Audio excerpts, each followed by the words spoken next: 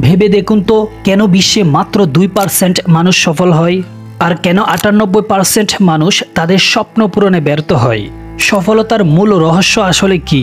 কি এমন জিনিস যা সফল মানুষদের সবার থেকে আলাদা করে তোলে? কি তাদের মনের গঠন, কি তাদের লক্ষ্য, কি তাদের অধ্যবসায় যা তাদের অন্যদের থেকে আলাদা করে? এই প্রত্যেকটি প্রশ্নের উত্তর আমাদের নিজের মধ্যেই রয়েছে। ওয়ারেন বাফেট বিশ্বের অন্যতম বিনিয়োগকারী এবং ব্যবসায়ী নেতা। তার অসামান্য বিনিয়োগ কৌশল এবং সাধারণ জ্ঞান দিয়ে সমগ্র বিশ্বকে প্রভাবিত করেছেন এবং একজন সফল মানুষ হয়ে উঠেছেন। ওয়ারেন বাফেটের 90 বছরের অভিজ্ঞতা আজকে আমি আপনাকে 5 মিনিটেই বলে দেব। আর এটা আমার কথা না, ওয়ারেন বাফেট নিজেই তার বিভিন্ন ইন্টারভিউতে এই কথাগুলো বলেছেন।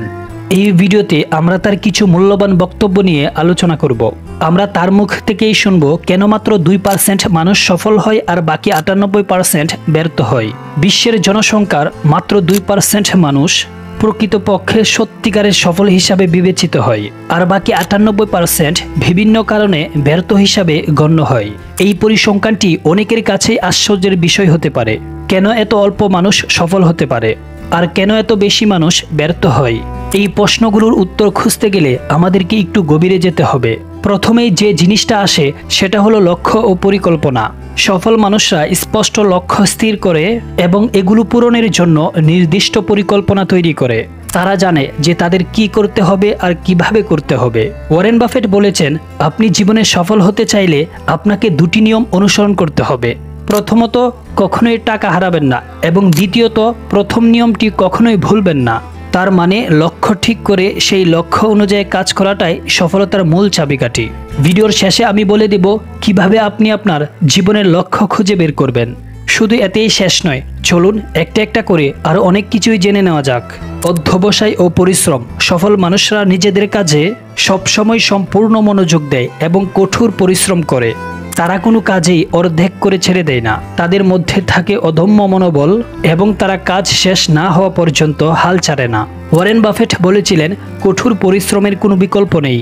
এই কথা থেকেই বোঝা যায় পরিশ্রমই সফলতার মূল চাবিকাঠি। দাঁড়ান, আরও আছে শিক্ষা এবং অভিজ্ঞতা। সফল মানুষেরা সর্বদাই শিক্ষায় আগ্রহী। তারা নতুন জ্ঞান অর্জন করতে এবং নিজেদের দক্ষতা বাড়াতে অবিরত কাজ করে। ওয়ারেন বাফেট নিজেই একবার বলেছিলেন, প্রতিদিন কিছু না কিছু শিখুন, জ্ঞান সঞ্চয় করুন এবং তা কাজে লাগান। এই শিক্ষার আগ্রহই তাদেরকে অন্যদের থেকে আলাদা করে তোলে। তারপর ঝুঁকি নেওয়ার ক্ষমতা। সফল মানুষরা ঝুঁকি নিতে জানে। তারা নিজেদের সবসময় ঝুঁকি নেওয়ার জন্য প্রস্তুত রাখে এবং নতুন চ্যালেঞ্জ গ্রহণ করে।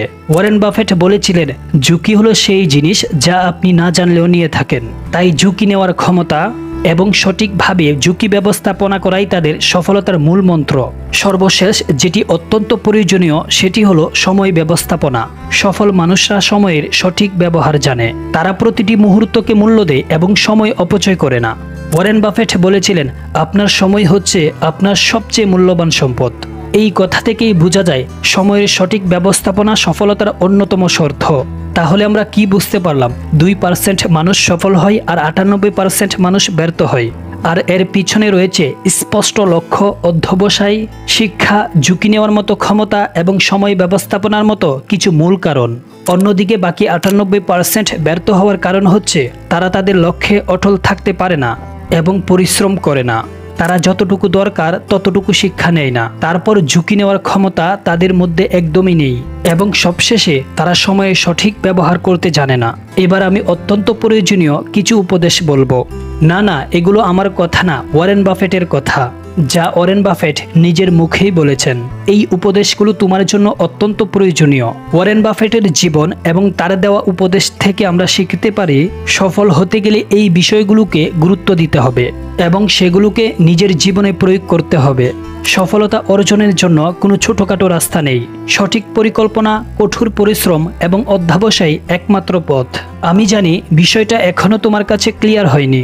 হয়তো ভাবছো সফল হতে হলে যে কোনো একটি লক্ষ্যের পিছনে কাজ করতে হবে, কিন্তু আমি তো আমার লক্ষ্য কি সেটাই জানি না। দেখুন, প্রত্যেকের মাঝেই একটা নিজস্ব ক্রিয়েটিভিটি আছে।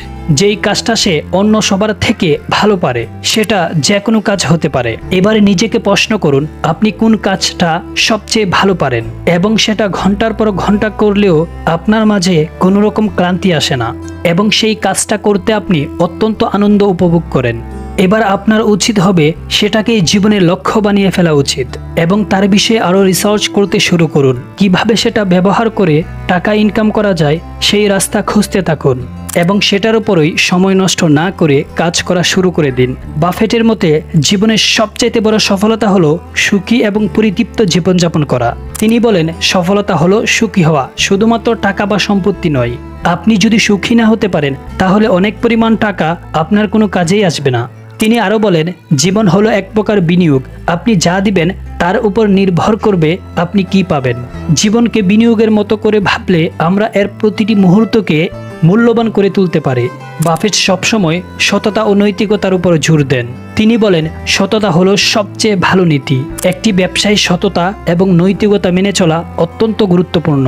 তিনি আরও বলেন, আপনি যদি সততা বজায় রাখতে না পারেন তাহলে আপনি সফল হতে পারবেন না। আপনার জীবনের প্রতিটি মুহূর্তকে মূল্যবান করে তুলুন। তার এই বক্তব্যগুলো আমাদের জীবনের প্রতিটি ক্ষেত্রেই অনুপ্রেরণা যোগায়। ভিডিওটি ভালো লাগলে লাইক করবেন আর কমেন্টে আপনার মতামত জানাবেন। আর আপনি যদি ফাইন্যান্স, বিজনেস, সেলফ ডেভেলপমেন্টের ভিডিও পেতে চান তাহলে আমাদের চ্যানেলটিকে সাবস্ক্রাইব করে রাখতে পারেন।